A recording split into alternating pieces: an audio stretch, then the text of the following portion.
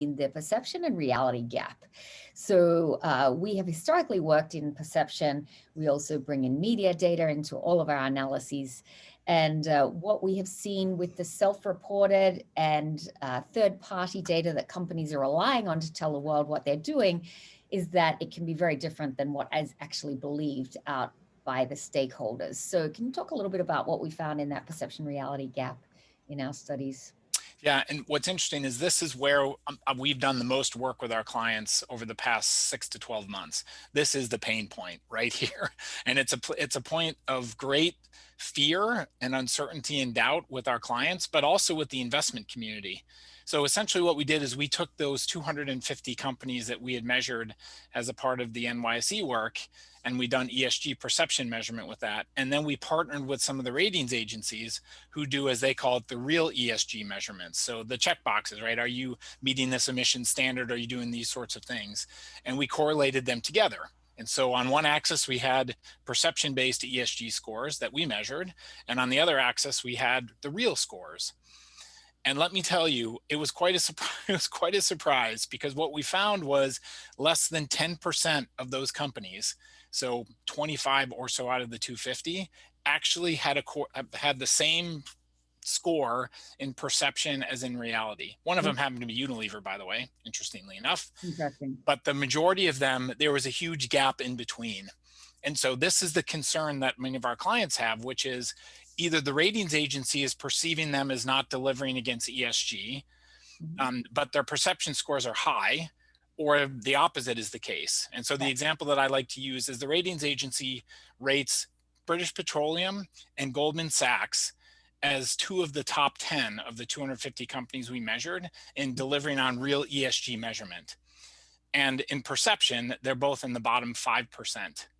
So that's a huge gap. So tell me, in a crisis situation, when something happens and Goldman Sachs or BP is accused of something, which do you think is the most important? Is it whether they think that they're doing it, or they have the perception of delivering against ESG, or whether or not they've checked the boxes?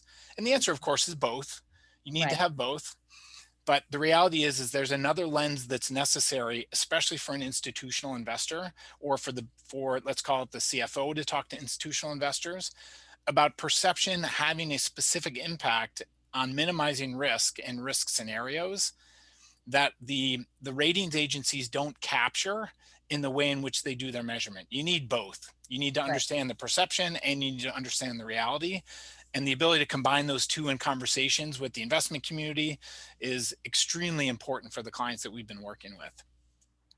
It's a remarkable finding, and the gap between the two, I think, is very powerful. Getting back to our first point about how important alignment is, alignment with your stakeholders, with the folks out there in the community who are likely to support you in a crisis if the crisis comes your way. And importantly, many references by CEOs to employees as a stakeholder that they really care about is changing the narrative, I find, around how important it is to have alignment internally with those who are on the front lines.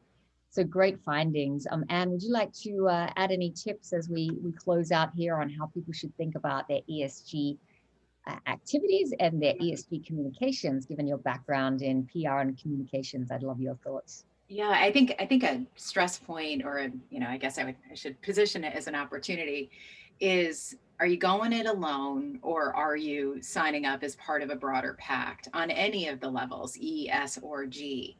And I think that's and I wouldn't be presumptuous enough to say that CEOs aren't already deep in this and having this thought, but I do think sympathetically that is a real challenge. And there's a cost benefit analysis on everything, but especially here, where your brand alone, your unique answer, like Brad was saying about IBM, to be able to talk about how blockchain is unlocking opportunities and supporting sustainability around the world, is something that's unique to IBM and perhaps can stand on its own. But is there another opportunity for another brand to be able to ally with a different group, the Climate Pact that Amazon started? Lots of major brands have signed on as signatories there and have chosen to be, working in with that group momentum. So that standalone or go with a group strategy is I think an important consideration right now. Who are you aligning with? What are their goals? And how are you best and authentically showing up in a way that makes that the best choice for you and your brand?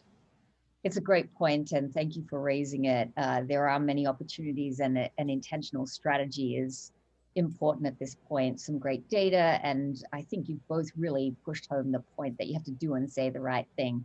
Brad, you often talk about the power of and. Can you just close out with your views on that? As we find investor relations folks and CFOs are increasingly coming to us and asking for data to use in their conversations. Can you talk us through your power of and? Yes, the analogy we always like to use, and this is especially important for the communications leads, especially as they're talking with leadership and empowering and supporting the way in which they communicate externally, which is when it comes to ESG related topics, it is important that every time leadership stands up in front of anyone and talks about anything, but especially around product, especially around innovation, especially around financial performance,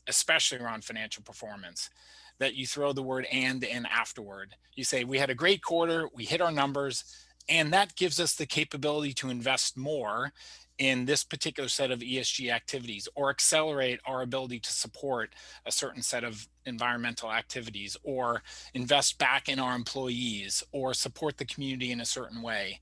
So what we always tell communications professionals is don't tell them to stop saying what they were saying, just get them to add the and to talk about how what the success of the company is can contribute and can help the company to contribute to a better society.